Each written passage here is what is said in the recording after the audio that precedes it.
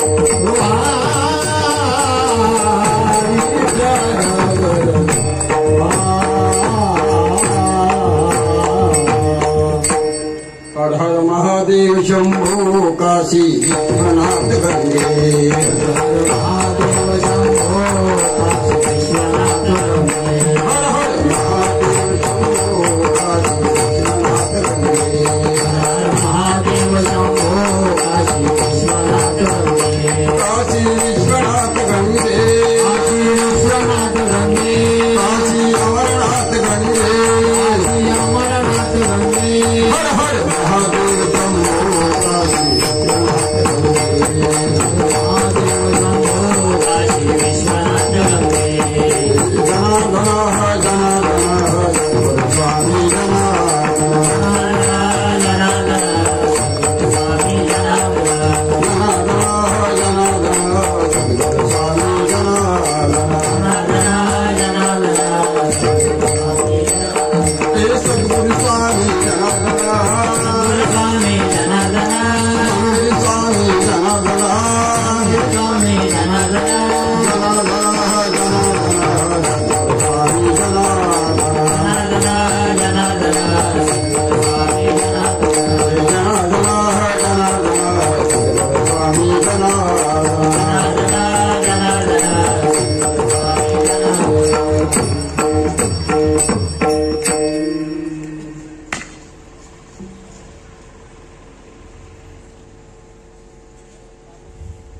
उपस्थित बंधू आणि भगिनींनो, प्रेमी सज्जन हो, भाग्यवान भाई काढू.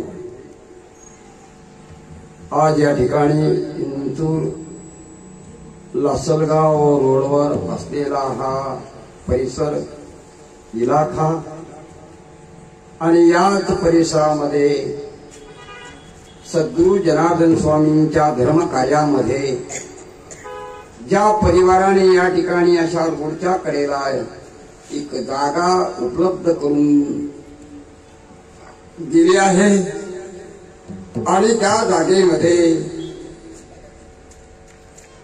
सद्गुरू जनार्दन स्वामी महाराजांचं की कुटिया मंदिर अर्थात अस्तित्व या ठिकाणी स्थापित केलं आहे. स्थापित करीत असताना या ठिकाणी गायकवाड परिवाराने ही एवढी मोठी एक धर्म कार्याकरता सद्गुरू जनार्दन स्वामींच्या या उत्सवाकरता धर्म कार्याकरता ही जागा उपलब्ध करून दिली आहे. कैलासवासी नामदेव गटलूजी गायकवाड सर्वांनी टाळ्या वाजून त्यांचं स्वागत करा. यांनी पर्णकुटी करता जागा दान केलेली आहे. पर्णकुटी बांधण्यासाठी मधुगिरीजी महाराज यांचा सहभाग फार महत्वाचा होता आणि त्यांच्या सहकार्याने पर्णकुटी तयार झाली. 2009 साली पर्णकुटीचं काम पूर्ण झाले. प्रदोष पंक्तीचा कार्यक्रम 2 वर्षापासून मोठ्या प्रमाणात सुरू आहे आणि 15 एप्रिल 2024 रोजी बाबांची मूर्तीची स्थापना पण या ठिकाणी झालेली आहे. आणि आजचा जो प्रदोषची पंगत ते लांडविले लोणगाई माता ग्रुप देवीचे मंदिराचे तो एक ग्रुप सुभाद्रानगर यांचा आहे आणि आजचा जी पंगत लांडविले परिवार बरोबर का आणि त्यांच्या माध्यमातून आपल्या सर्वांना प्रसाद महाप्रसादाचं त्यांच्या नियोजन आहे. त्यांचेही अन्नदात्याचं टाळ्या वाजून स्वागत करा. आपल्याकडं म्हण आहे ज्याची खावी पोळी तुमच्याकडे आहे की नाही त्याची वाजावी. मग इकडे म्हण आहेच म्हणायची काय तसं अंतर नाही जास्त. आणि त्या अनुषंगाने या ठिकाणी ज्या परिवाराने जागा उपलब्ध करून दिली आहे आणि ज्या परिवाराच्या माध्यमातून या ठिकाणी सद्गुरू जनार्दन स्वामींचं अस्तित्व स्थापित केलं आणि ज्यांचा आजचा प्रदोष गेला अनेकांनी प्रदोष घेतले त्यापैकी आजचा प्रदोष लांडविले परिवारांच्या माध्यमातून आपल्याला हा अन्नदानाचा अन्नदात्यांचा आपण जे घोष केला नामस त्यांचं आपण टाळ्या वाजून स्वागत केलं. आणि अशा प्रदोषच्या प्रसंगी राष्ट्रसंत सद्गुरू जनार्दन स्वामी आश्रम समाधी स्थान कोपरगाव बेट येथून आम्हाला आमंत्रित केलं आहे. आमंत्रित करीत असताना या ठिकाणी भजनी मंडळ महिनाभर आमच्याकडे सद्गुरू जनार्दन स्वामी समाधी मंदिरामध्ये काकडा असतो. एवढं महिला मंडळ एवढं पुरुष मंडळ याच्या डबल टिबल पहाटे 5 वाजता मंदिरामध्ये हजर होतात. कोजागिरी पौर्णिमा ती कार्तिकी पौर्णिमा 1 महिनाभराचा उत्सव असतो आणि त्या उत्सवाची जी काही विण्याची धुरा अर्थात भजनाची धुरा आमची कोपरगाव परिसराला कोपरगावला खेटून असलेले जेऊर कुंभारी त्या गावची कानिपनाथ वक्ते उत्कृष्ट असे गायन करतात. उत्कृष्ट असा काकड्याची संपूर्ण धुरा काढत जातात. त्यांचं टाळ्या वाजून सरांनी स्वागत करा. त्याचप्रमाणे आमचे तबलजी भजनी मंडळ त्याचप्रमाणे सुदामगिरी महाराज बी या ठिकाणी आलेले आहे. आणि आता कोण येऊ राहिलं? पिनाकेश्वर महाराज का कोण आहे? जनेश्वर महाराज या ठिकाणी येत आहे. त्यांचंही या ठिकाणी सर्वांनी टाळ्या वाजवून स्वागत करा. सर्व बाबाजींची ही संन्यासी परंपरा बाबाजींच्या घरात त्यांनी त्र्यंबकेश्वरहून सुरू केली. बसायला असं त्र्यंबकेश्वरला बाबाजींनी आणि त्या आखाड्यामध्ये 1980च्या दरम्यान प्रवेश केला. आणि ही संत मंडळी ही गिरीनामा आपल्या बाबाजींचा नामकरण जी अर्थात मंगळगिरी अशी ही गिरी परंपरा. आणि गिरी परंपरामध्ये 4 परंपरा आहे. गिरी, पुरी, भारती आणि सरस्वती अशा 4 परंपरा आहे आखाड्याच्या. 15 नाम जुन्या आखाड्याच्या त्यापैकी बाबाजींनी गिरी परिवारात प्रवेश केला. आणि आपल्या गिरी परिवाराची मुख्य देवता आहे भगवान दत्तात्रय. दिगंबरा दिगंबरा श्रीपाद वल्लभ दिगंबरा दिगंबरा श्रीपाद वल्लभ दिगंबरा दिगंबरा दिगंबरा श्रीपाद वल्लभ दिगंबरा दिगंबरा श्रीपाद वल्लभ दिगंबरा श्रीपाद वल्लभ दिगंबरा वल्लभ दिगंबरा वल्लभ दिगंबरा वल्लभ दिगंबरा वल्लभ दिगंबरा वल्लभ दिगंबरा वल्लभ दिगंबरा वल्लभ दिगंबरा वल्लभ दिगंबरा वल्लभ दिगंबरा वल्लभ दिगंबरा वल्लभ दिगंबरा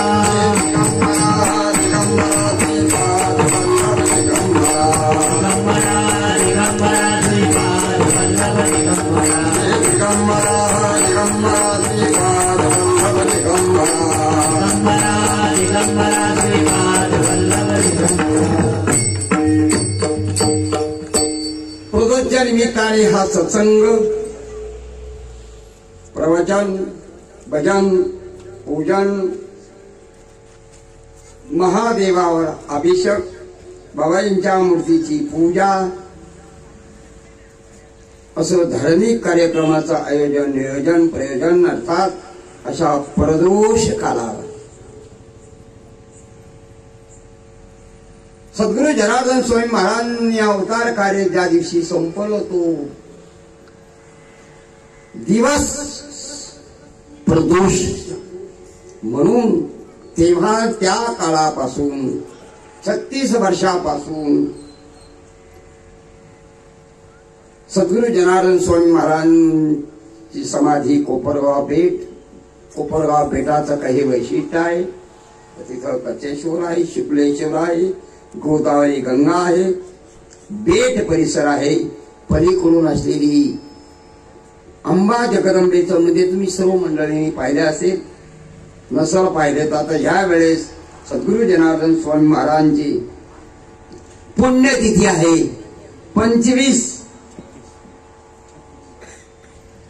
25 नोव्हेंबर ते 2 डिसेंबर या कालावधीमध्ये बाबाजींचा पुण्यतिथीचा सोहळा त्या ठिकाणी आयोजित केला आहे.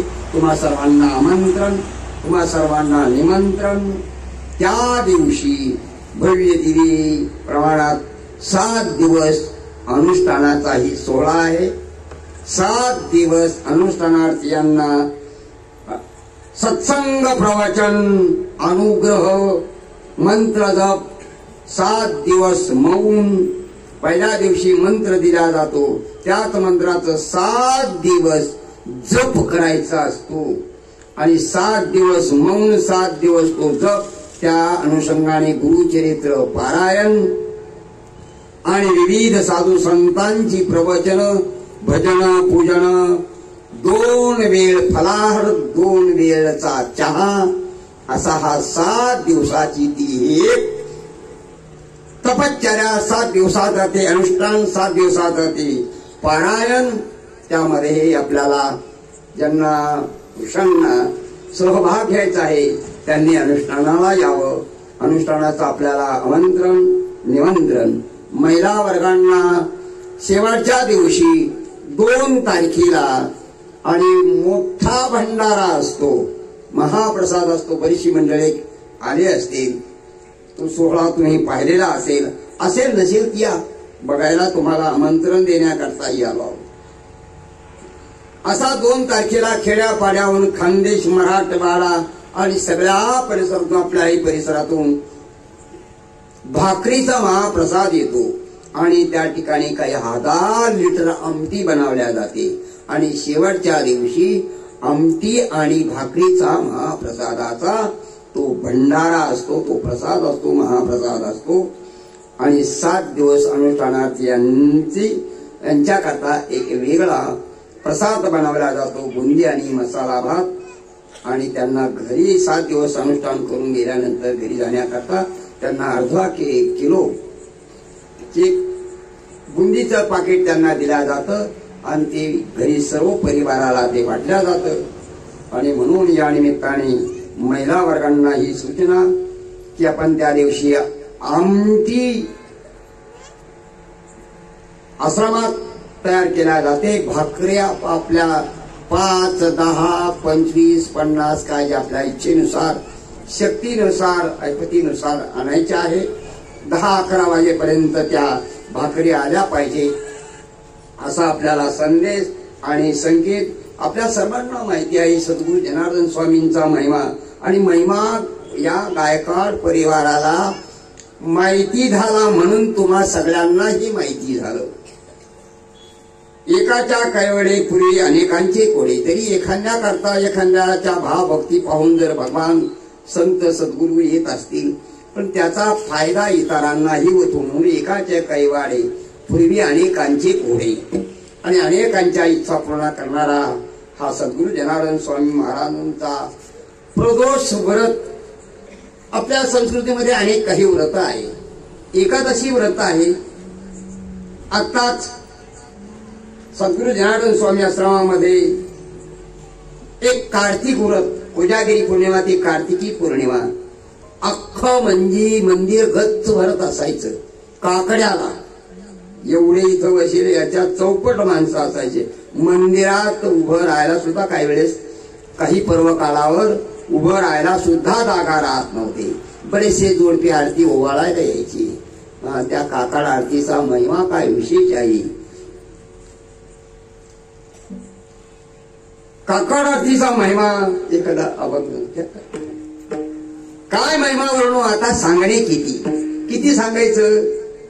काय महिमा वर्णू आता सांगणे किती. कोटी ब्रह्म हत्या मुख पाहता जाते. हा सगळा काकड्याचा सवाल. उठवणे वेगेशी चला जाऊ राहुळाची, वेगेशी चला जाऊ राहुळाची, उठवणी वेगेशी चला जाऊ राहुळाची, उठवणी वेगेशी चला जाऊ राहुळाची,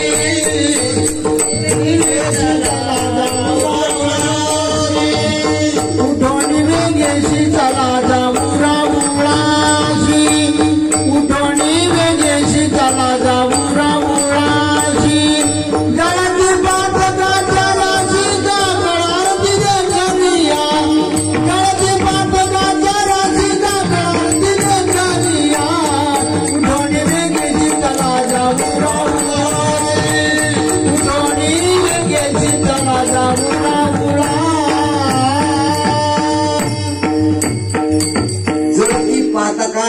राशी काकड आरती देखलिया. ही काकड आरती पाहिली कार्तिक महिन्यात तर पातकाच्या राशीच्या राशी जळून जातात. एवढा काकड्याचा महिमा आहे. बाकीचे पुष्कळ बाकीचे संदर्भ आहे. म्हणून उठून देशी चला जाऊ रावळाची जळती पाटकाच्या राशी काकड आरती देखलिया. म्हणून तर सद्गुरू जनार्दन स्वामीचं समाधी मंदिर आपण सर्वांनी बघितलेलं आहे. गच्च मंदिर महिनाभर उत्सव चालतो काकड आरतीचा. असाच काकड आरतीच्या उत्सवानंतर आणि मग ती काल्याच्या कीर्तनाने सांगता होती. आणि दर महिन्याला एकादशीला त्या ठिकाणी काकडाई पण होत असतो. आणि अशा काकड्यानंतर येणारा जो उत्सव काळ आहे समाधी स्थानावर तो म्हणजे प्रदोष महापर्व कालावर सद्गुरू जनार्दन स्वामी महाराजांची पुण्यतिथी. त्या अनुषंगाने अनुष्ठान काय अनुष्ठानाचा महिमा आहे. अनुष्ठानाचा काही महिमा विशेष आहे. आता सद्गुरूचा महिमा काही विशेष आहे. नोहे हा सामान्य हा सामान्य महिमा संतांचा. हा सामान्य महिमा संतांचा. हा सामान्य महिमा संतांचा. हा सामान्य महिमा संतांचा. नैवेद्यातीचा मूर्ती देवी. नैवेद्यातीचा मूर्ती. नैवेद्यातीचा मूर्ती देवी. नैवेद्यातीचा मूर्ती देवी. होया सामान्य महिमा संतांचा. होया सामान्य महिमा संतांचा. होया सामान्य महिमा संतांचा. होया सामान्य संतांचा महिमा काही सामान्य नाही. सामान्य तुम्ही आम्ही आहोत.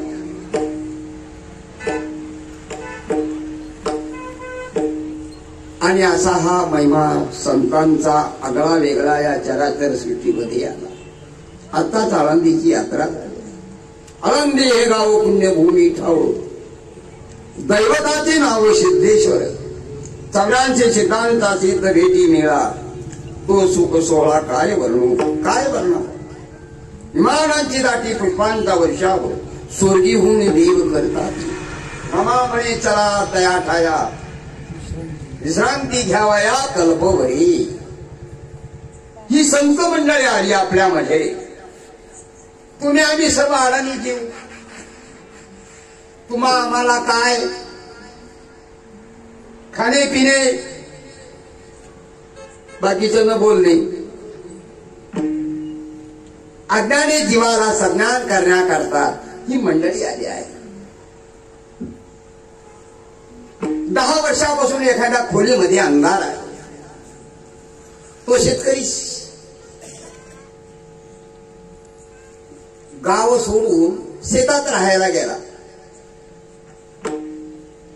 घराला कुलूप लावून गेला. रानात बंगला बांधला. शेती व्यवसाय सुरू झाला. पण त्याला पावड्याचा टिकावाचं बरेच दिवसाचं ते ध्यान नव्हतं राहिलं. पावडा टिकावाची काही आठवण आली म्हणून तो गावात आला. पण येताना 8:30, 9, 10 वाजले. येता येता मित्रमंडळी वाटाण भेटली. चहा पाणी भजे बिजे झाले असतील नसतील. त्याला वाटलं आलो गावात आपण कुलूप उघडून टिको पावडे घेऊन जो आपल्याला तिकडेच काम पडते. इथं तर काही काम पडत नाही. आणि काही महत्वाचे काही सामान होतं. त्यांनी कुलूप उघडली.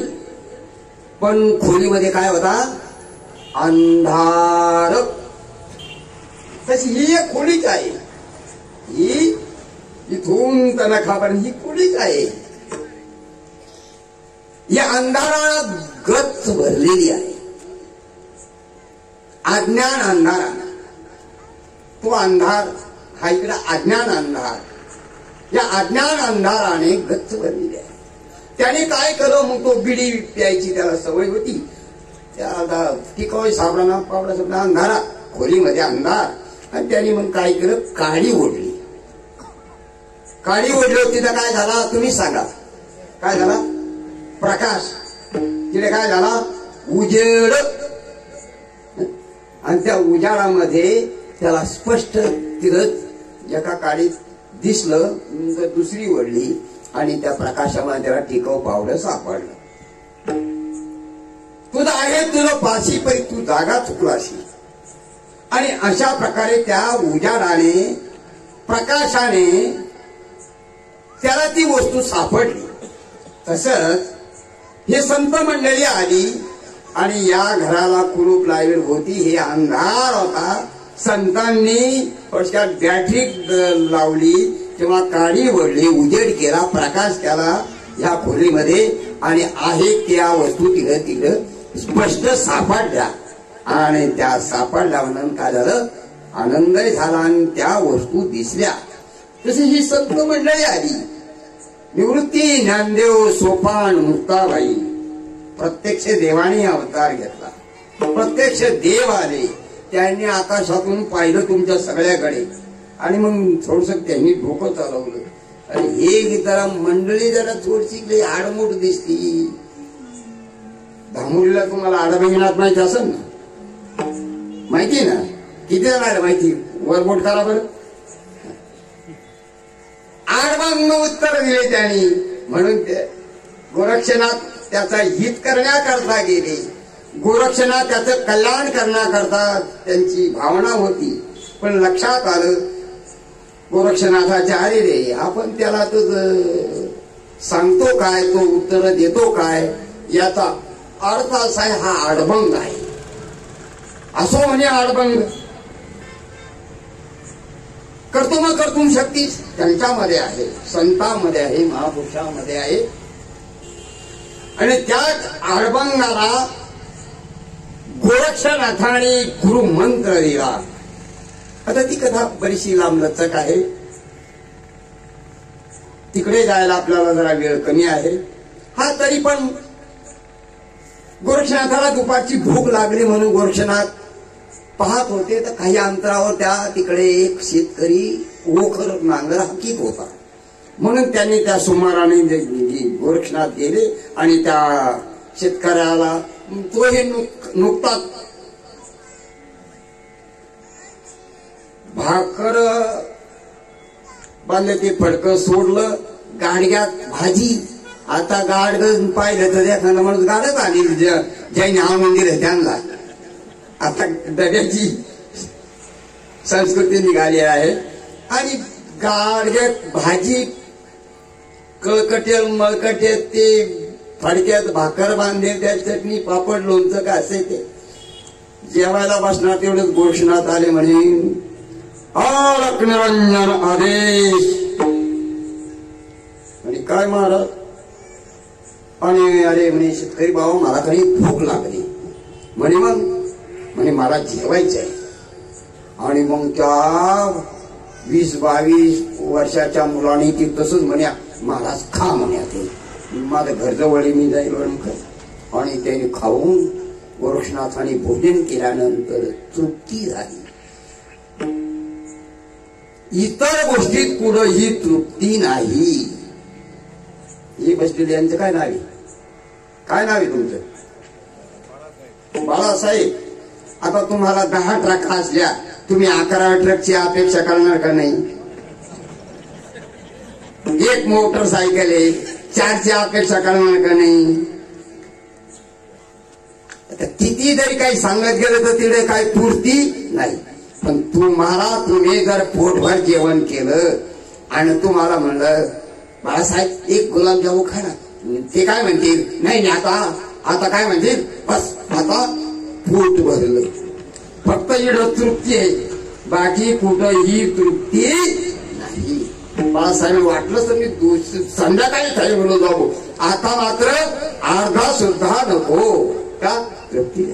असे गोरक्षनाथ जेवण तृप्त झाले आणि एक प्रसन्नता त्यांच्याकडे निर्माण झाली. आणि त्या शेतकऱ्याला म्हणायला, अरे काय नाव रे भाऊ तुझं? म्हणे माझं नाव माणिक हे म्हणे बाबा. अरे माणिक, अरे मला तुझं कल्याण करण्याची इच्छा झाली. मी जेवण करून तृप्त झालो, मी प्रसन्न झालो, मला आनंद वाटला, तुला काहीतरी द्यावा वाटतं. महाराज म्हणे आता तुम्ही आता मागून खात्या, तुम्हीच आले इथं जेवले, तुम्हाला खायला मिळालं, मी दिले, आणि तुम्ही काय जाणार मला सांगा, तुमच्याकडे आहे तरी काय?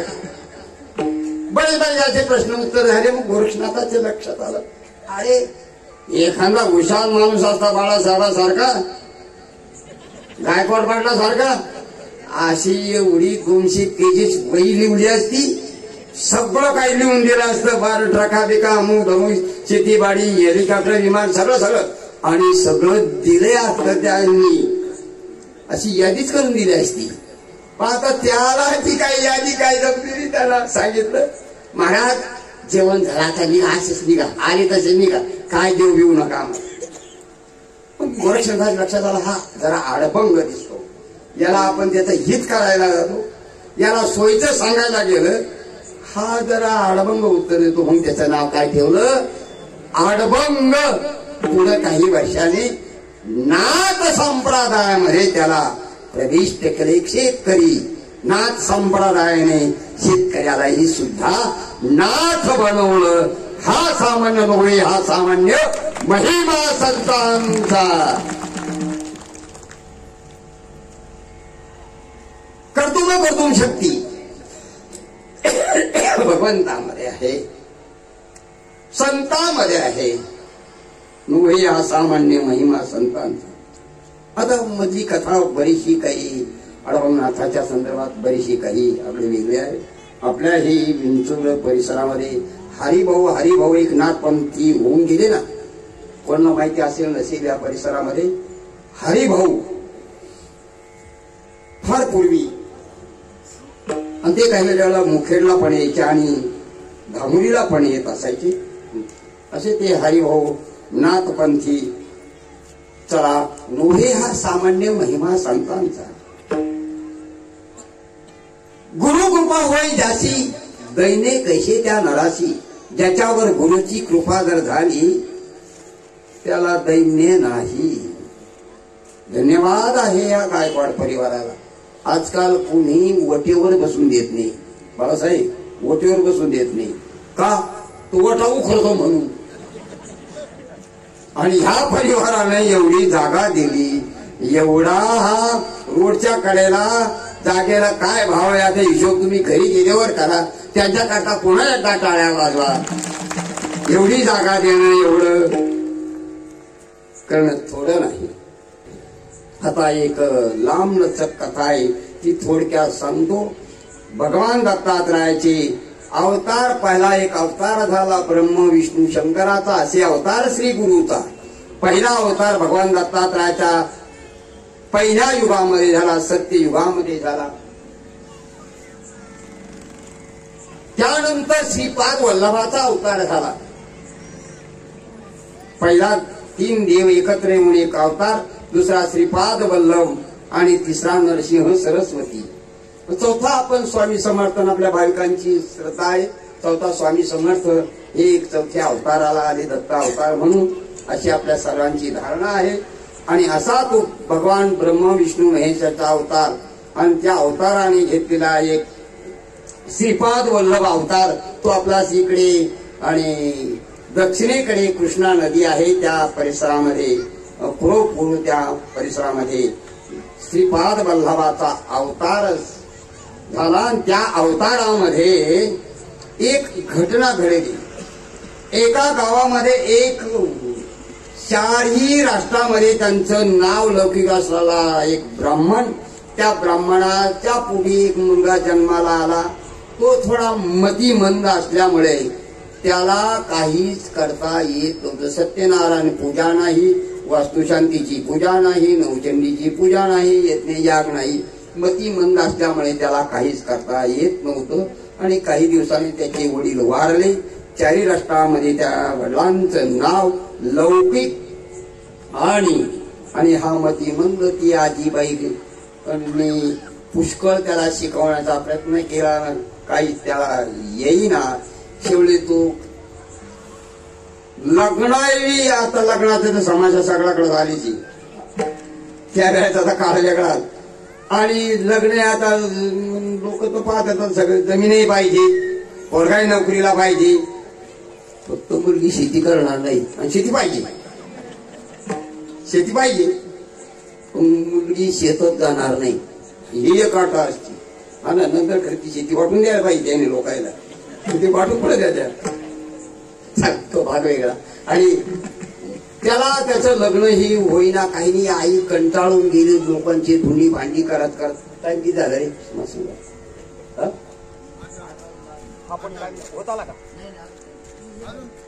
बरं, 5 मिनिटं. बरं गायकवाडपती, धन्यवाद तुम्हाला दोघा भावांना. तुमच्या श्रद्धे भावने निश्चयाला वंदन करतो. तुम्ही एवढा हे नियोजन आयोजन, एवढी ही जागा उपलब्ध करून दिली. तुमच्या दातृत्वाला धन्यवाद धन्यवाद धन्यवाद धन्यवाद. मुलाला काहीच ना, आजीबाई धुणी भांडी घासून ब्राह्मणाची मावशी, आणि त्याचं पालन पोषण केलं. लग्न होईना, सगळी कंटाळून गेली. म्हणे आता कृष्णा नदीमध्ये जीवच दिलेला बारा, आता कवर काय करायचं, पूर्णतः आधार नाही, निराधार असलेली ती मावशी. आणि एक दिवस ते आत्महत्या करण्याकरता त्या डोहामध्ये तयारी केली. लांब दुरून पाहिलं, श्रीपाद वल्लभ दत्ताचे अवतार त्यांनी पाहिलं आणि ते जवळ आले. त्यांच्या जवळ आले त्या मावशीने त्यांचे दर्शन घेतलं. साधू म्हणून, एक ऋषी म्हणून, एक महात्मा म्हणून दर्शन घेतलं. आणि त्यांनी ओळखलं, सद्गुरू जनार्दन स्वामी महाराज ही दुसऱ्याच्या अंतःकरणातलं बहुतांश ओळखत असायचे. अशा एक उदाहरण नाही, असे अनेक उदाहरणं आहेत, सांगायला वेळ नाही आता.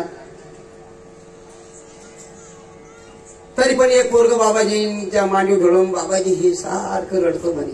बाबाजीने काही नाही, हात फिरवला, त्याचं रडणं बंद झालं. म्हणे बाबा हा डॉक्टर होईल काय म्हणे. नंतर बाबाजीच्या म्हणण्याप्रमाणे तो डॉक्टरच झाला काही दिवसांनी. एक आजीबाई म्हणे, आता आमच्या मुलाचं लग्न होऊन 14 वर्ष झाले बाबा, घरचे सगळे म्हणू राहिले दुसरी बायको करायची का काय करावा बाबा. आजीबाईने विचारलं. आजीबाईचे वय मला वाटतं 65-70च्या दरम्यान असं त्या आजीचं. बाबाजी म्हणाले, आजीबाई घरच्या त्यांना सांगा का लग्न बिग्न करू नका, होईल होईल, दुसरं लग्न करू नका. दुसरं लग्न केलं काय भांगडे तुम्हाला बाहेर माहिती असत.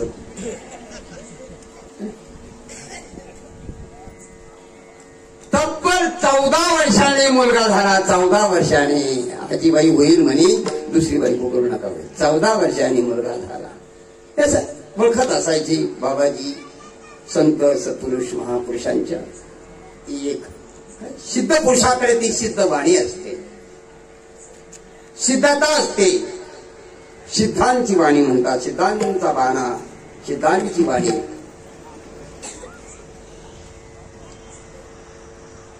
श्रीपाद वल्लभानं सांगितलं, आजीबाई आत्महत्या करणं महादोष आहे. ती ब्राह्मणाची बाई होती, समजदार होती. श्रीपाद वल्लभाने उपदेश केला, ज्ञान सांगितलं. मग तिने आपल्या सर्व जन्माची, या मुलाची सर्व कहाणी सांगितली आणि सांगितलं आजीबाई. ती म्हणाली, आजी बाबा महाराज या जन्मी तरी असं हे पोरग मतिमंद, पुढच्या जन्मी तरी असं नका हो बाबा, काही आशीर्वाद द्या आणि पुढच्या जन्मी एक चांगला मुलगा द्या म्हणे. असं म्हणल्यानंतर मग सांगितलं, आजीबाई ठीक आहे, व्रत करा. व्रत कोणतं व्रत सांगितलं? शनी प्रदोष व्रत करा आजीबाई. असं म्हणून त्या मुलाच्या कपाळाला भस्म लावला, त्याच्या तोंडात टाकला. तो ज्ञानी झाला, आत्मज्ञानी झाला, ब्रह्मज्ञानी झाला मुलगा.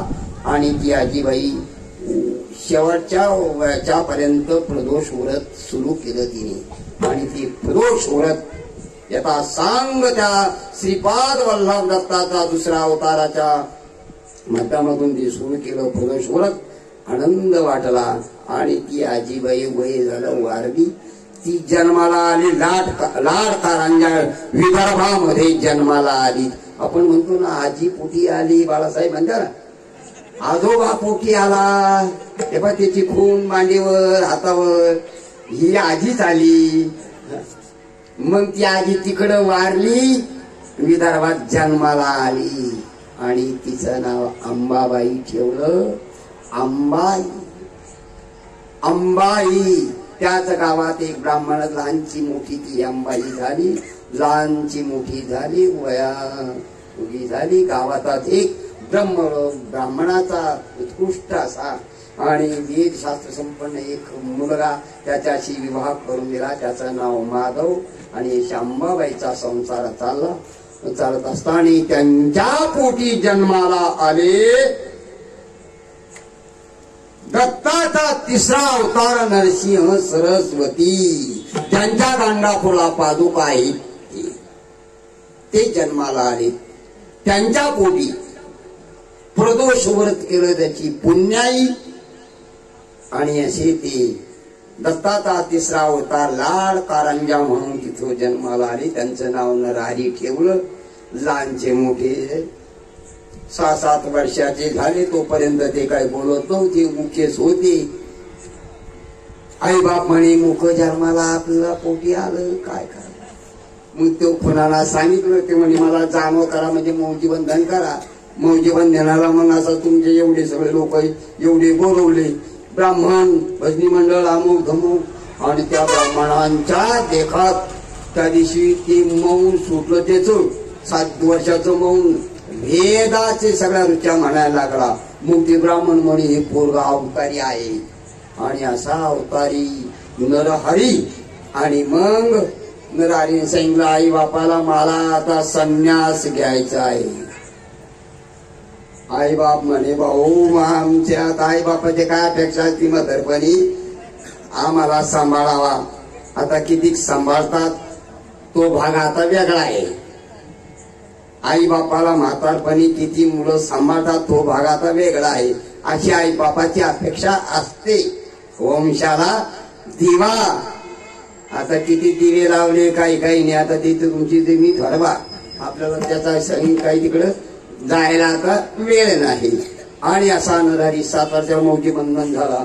आणि ते काशीला गेले. काशीला एक कृष्ण सरस्वती, आता सूराचे सांगितलं गिरी, पुरी, भारती आणि सरस्वती अशा 4 शाखा आहे. अद्य शंकराचार्यांनी ती काढून दिलेल्या त्या 4 शाखा आहे. त्या 4 शाखापैकी आपले सद्गुरू जनार्दन स्वामी महाराज हे गिरी नामामध्ये आले. म्हणून आमचा हा गिरी मोठा संन्यासी परिवार सद्गुरू जनार्दन स्वामीच्या छत्रीखाली सर्व आलेले आहे.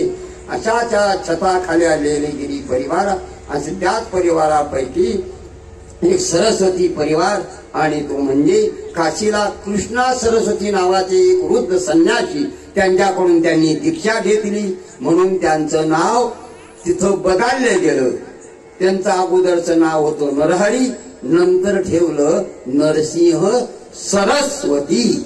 आणि तेच नरसिंह सरस्वती. आणि सगळे यात्रा करून आणि सगळे आणि उत्तरेकडच्या बद्रीनाथ केदारनाथ जे असतील नसतील सगळ्या यात्रा करून त्र्यंबकला आले. त्र्यंबक वरून आणि नाशिक या गंगा गोदावरीच्या तीराना गेले.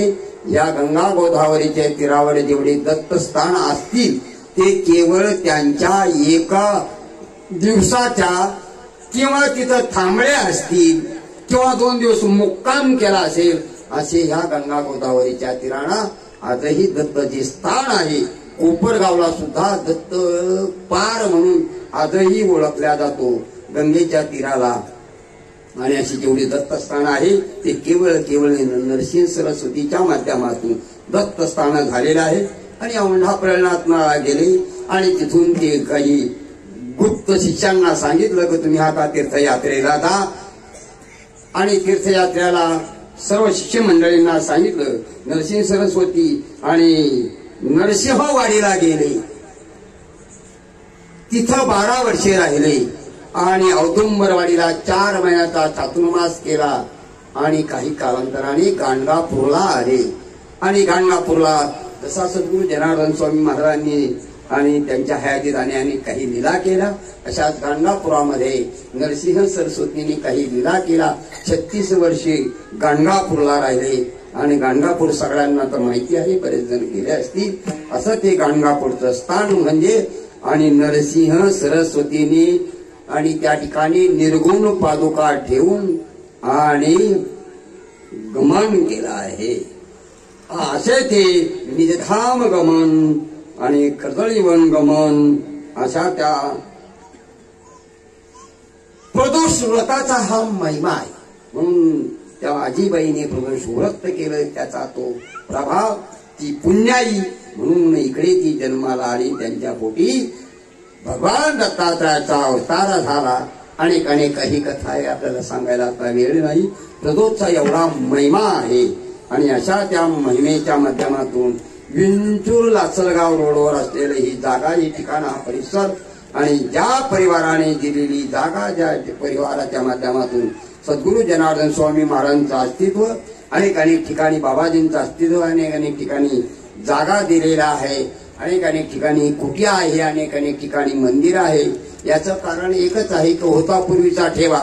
यांचे गायकवाड परिवाराचे वाड वडील आजोबा पंजोबा आणि काही पिढ्यातून असलेली काही ती संतांची सेवा असलेली, महापुरुषांची सेवा, भगवंताची सेवा, या माध्यमातून ती फळाला आली आहे. आणि होता पूर्वीचा तो ठेवा, तो या भावा सापडला, त्याच्याशिवाय हे घडत नसतं, असा शास्त्राचा सिद्धांत आहे. म्हणून या ठिकाणी या गायकवाड परिवाराने आणि लांबिले परिवाराने आम्हाला या प्रदोषच्या महान पर्व काळावर आमंत्रित केलं. आणि आमंत्रित करून आताच्या ठिकाणी सत्संग झाला आहे. आणि ह्या अशा सत्संगाच्या माध्यमातून नरगे मुक्ती धन संपदा संत संग देई सदा.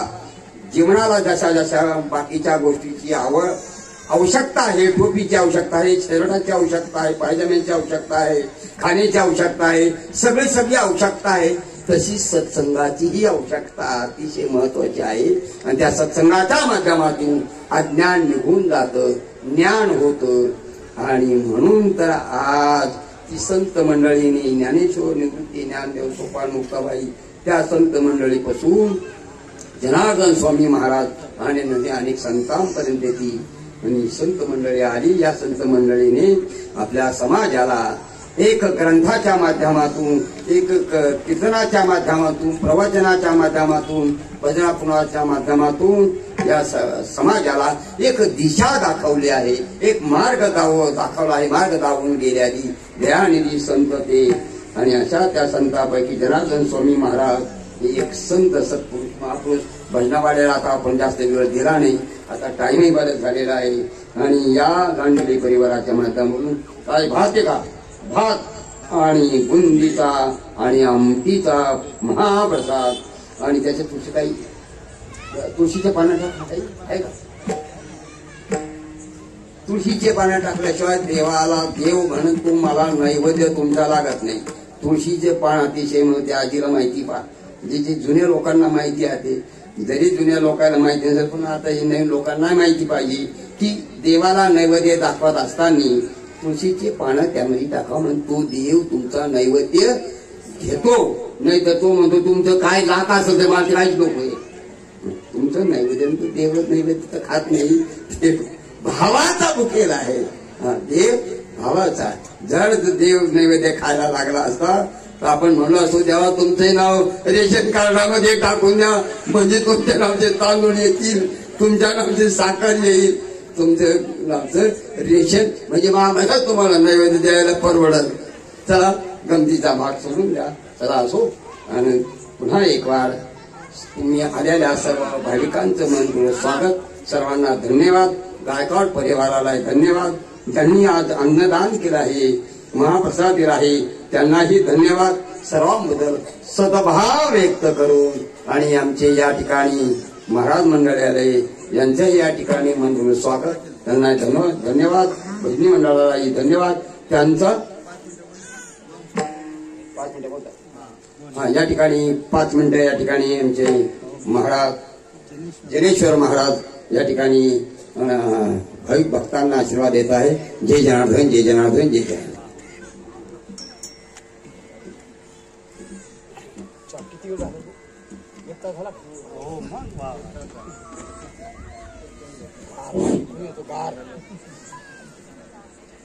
सर्वांनी इकडे लक्ष द्या आता, कारण जसं काही असं वाटलं का खूप थंडी आपल्यावरच पडलेली आहे, बरोबर आहे? सर्वांनी एकदा वरती हार करायचा. बाबांना वाटलं पाहिजे इथले लोक भजन पण करतात. काय हर हर महादेव शंभो काशी विश्वनाथ गंगे. हर हर महादेव शंभो काशी विश्वनाथ गंगे. काशी विश्वनाथ गंगे. काशी विश्वनाथ गंगे. काशी अमरनाथ गंगे. काशी अमरनाथ गंगे. हर हर महादेव शंभो काशी विश्वनाथ गंगे. हर हर महादेव शंभो काशी विश्वनाथ गंगे. म्हणा सर्वांनी काशी अमरनाथ गंगे. काशी अमरनाथ गंगे. हर हर महादेव शंभो काशी विश्वनाथ गंगे. महादेव शंभो काशी विश्वनाथ गंगे. ओम जना गणाय नमः. ओम गणाय नमः. ओम जना गणाय नमः. ओम जना गणाय नमः. ओम जना गणाय नमः. ओम जना गणाय नमः. ओम जना गणाय नमः.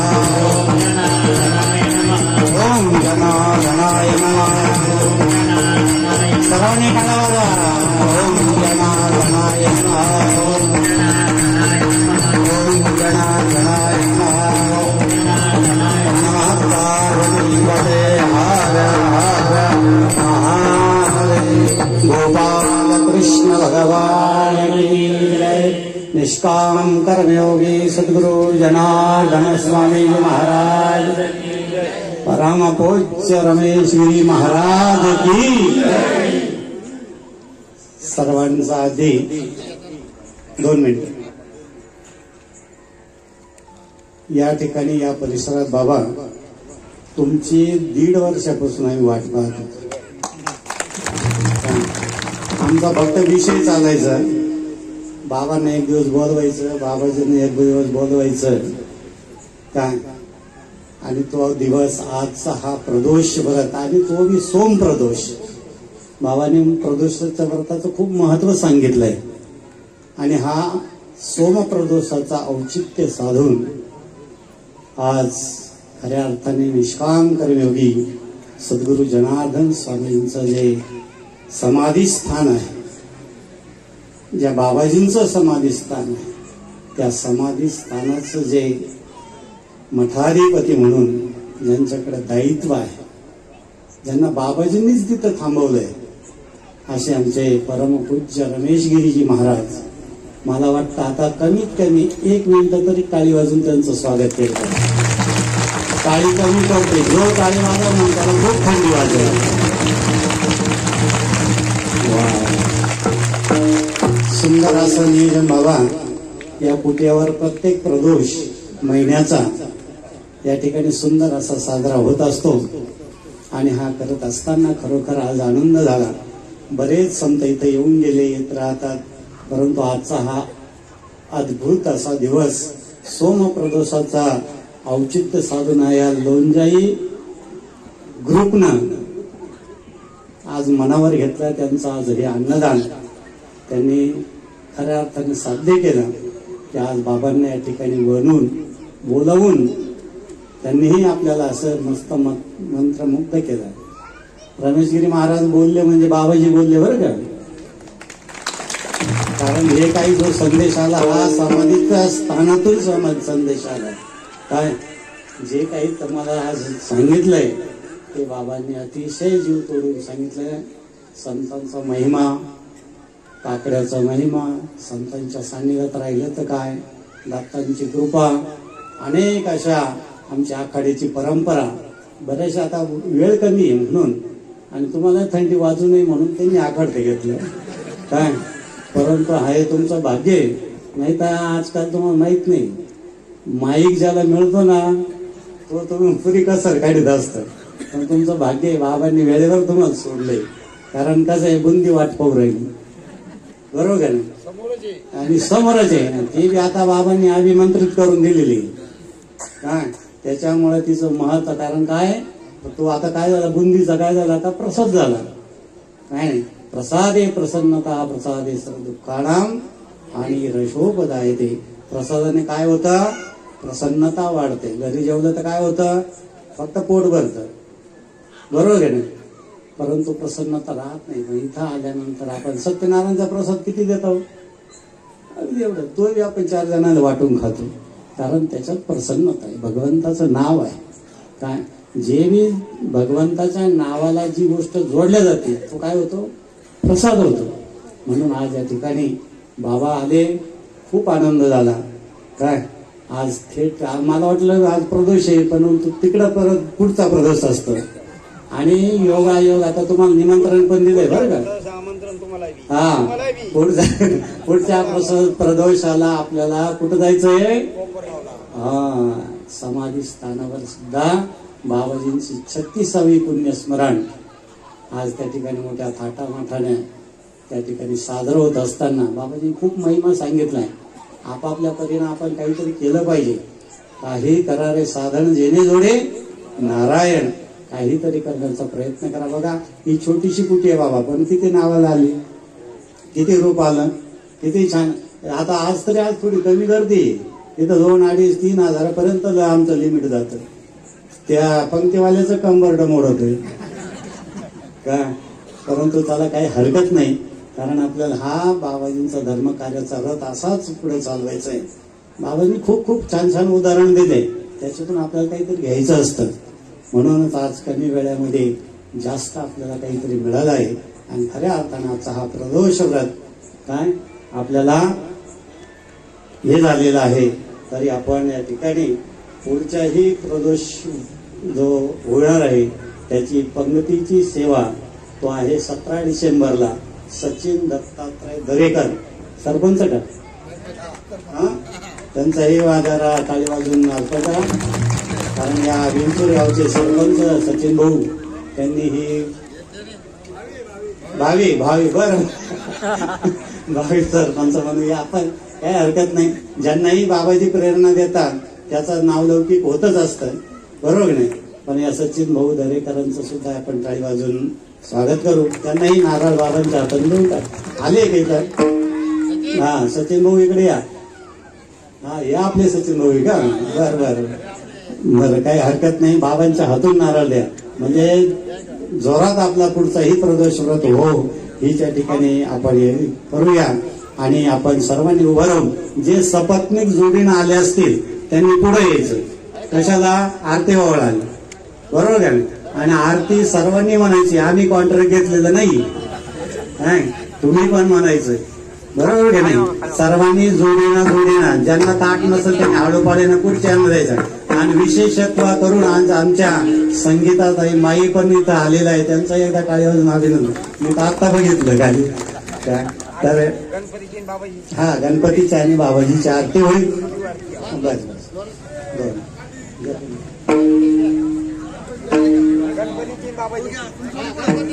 It